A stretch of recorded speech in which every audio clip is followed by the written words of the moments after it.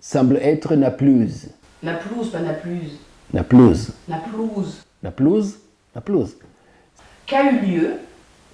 C'est en français. Oui. Bonjour à toutes et à tous.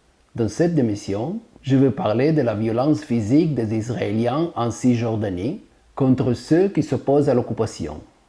Ces dernières semaines, nous avons été témoins de 3 types de violences israéliennes dans le territoire de Cisjordanie.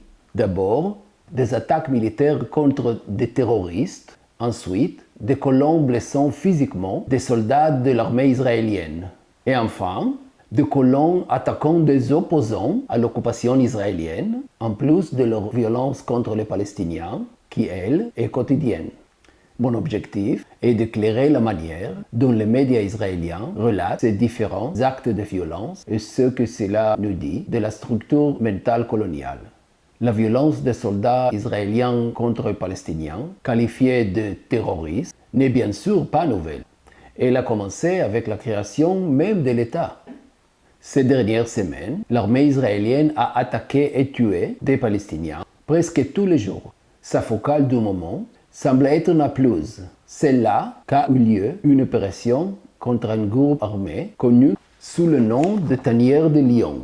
Ces combattants sont très populaires parmi les Palestiniens, notamment parce qu'ils ne sont associés à aucun parti. Début octobre, 2 Israéliennes se sont rendues à Naplouse avec leurs enfants et ont été capturés par des combattants de la Tanière de Lion, qui les ont remis à l'autorité palestinienne, qui à son tour les a remis à l'armée israélienne. La Tanière de Lion a publié une déclaration dans laquelle ils expliquaient qu'ils ne tuaient pas les enfants et les femmes israéliens. Ils ont souligné qu'ils continueraient à agir contre les colons et les soldats.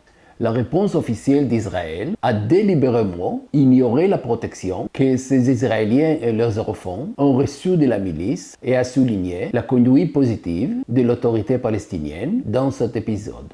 Bien entendu, Israël n'a pas manqué cette occasion de remercier les sous-traitants palestiniens qui l'aident à maintenir son occupation militaire. Dans une affaire similaire, un combattant palestinien nommé Oudaï Tamimi, qui avait tué une soldate israélienne, a été tué suite à l'attaque qu'il a menée contre un poste de contrôle à l'entrée de la colonie Ma'ale Edomim il y a quelques jours.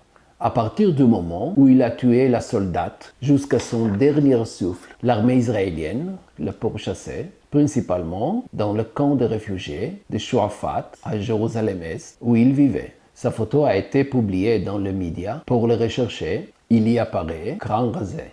En réaction, de nombreux gens palestiniens se sont rasés la tête pour brouiller les pistes, mais également pour le ressembler. Cette réponse populaire et créative a bien entendu agacé les Israéliens. Le second type de violence décrit dans les médias israéliens est celle des colons. Cette violence juive contre l'armée israélienne ou contre des opposants d'Israéliens à l'occupation est systématiquement présentée en Israël comme étant celle et seulement celle des colons. Ce titre a fait la une d'un grand journal. Des colons ont attaqué le commandant d'un bataillon de parachutistes et de combattants près de Naplouse. Lorsqu'on lit en détail l'article, il devient clair qu'il ne s'agissait que de spray au poivre. Aucun soldat n'a eu besoin de soins médicaux importants. L'enregistrement vidéo de l'incident n'a également révélé aucun conflit significatif. Et pourtant, sans surprise, le Premier ministre et le ministre de la Défense ont publié des annonces grandiloquentes contre les émeutiers juifs qui mettent en danger la vie de nos combattants qui sont là pour protéger le peuple d'Israël. Rien de ça. Cette condamnation est vraiment hypocrite. Ces Israéliens violents blessent quotidiennement les Palestiniens, ils brûlent leurs récoltes, ils jettent des pierres sur le chemin de l'école. Tout cela de manière ostentatoire, sans se cacher, se fait sans documenter et comme parfois des soldats israéliens se trouvent à proximité, ils ne les empêchent pas d'agir. En voici quelques exemples. Mais lorsque la violence de ces Israéliens est dirigée contre les soldats israéliens, alors elle mérite une condamnation officielle. Le troisième type de violence des colons dont nous avons pu être témoins ces dernières semaines est dirigé cette fois contre les activistes israéliennes qui s'opposent à l'occupation. Ça aussi, ce n'est pas un fait nouveau, mais cette fois, leur cruauté est le coup d'une violence inouïe qu'ils ont portée à Hagar Geffen, une femme de 70 ans, a choqué.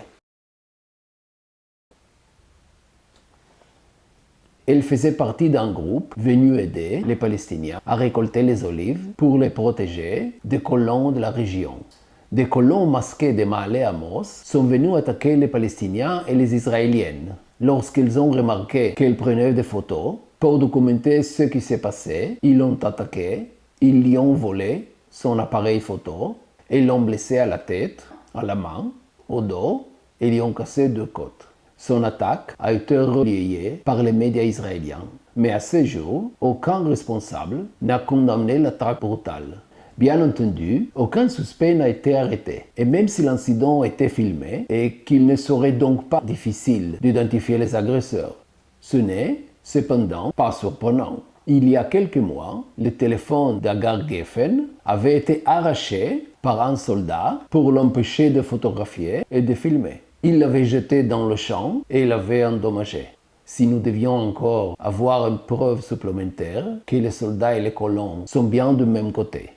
La violence de ces Israéliens, qu'Israël, mais aussi l'Europe, aiment appeler colons sans s'inclure dans le lot, comme si ils étaient le problème, comme si eux seulement étaient des colons, alors que tout l'Israélien, sur le sol de la Palestine historique, est un colon.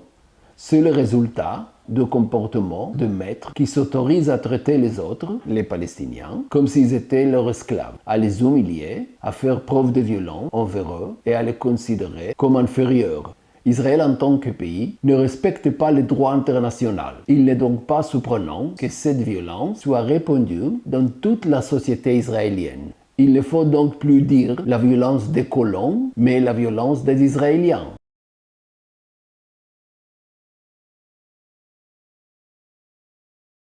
Cette violence, c'est un peu le nuage de Tchernobyl qui se serait arrêté au-dessus de la Cisjordanie sans entrer dans le reste du territoire israélien.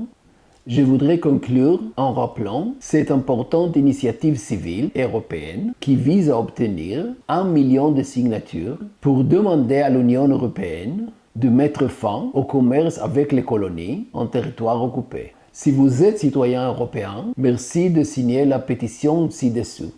C'est tout pour aujourd'hui. Si vous avez trouvé cette vidéo intéressante, partagez-la, soutenez-nous pour que nous puissions continuer à vous informer. Et abonnez-vous à notre chaîne. À bientôt!